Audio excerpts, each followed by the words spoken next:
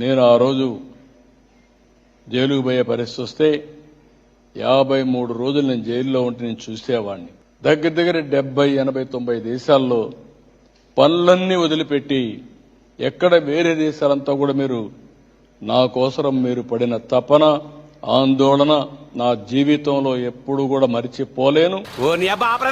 ఒక వ్యక్తి చనిపోయిన తర్వాత గుర్తుపెట్టుకుంటారంటారు కానీ బతికున్నప్పుడే మీరు ఆ విధంగా నా కోసం పోరాడారంటే ఏం టార్చర్.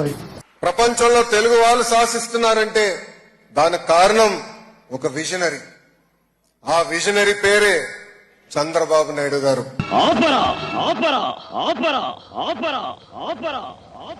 దగ్గర దగ్గర 70, 80, 90 దేశాల్లో పనులన్నీ వదిలిపెట్టి ప్రపంచంలో తెలుగు వాళ్ళు శాసిస్తున్నారంటే దానికి కారణం ఒక విజనరీ. ఆ విజనరీ పేరే చంద్రబాబు నాయుడు గారు. ఏం టార్చర్.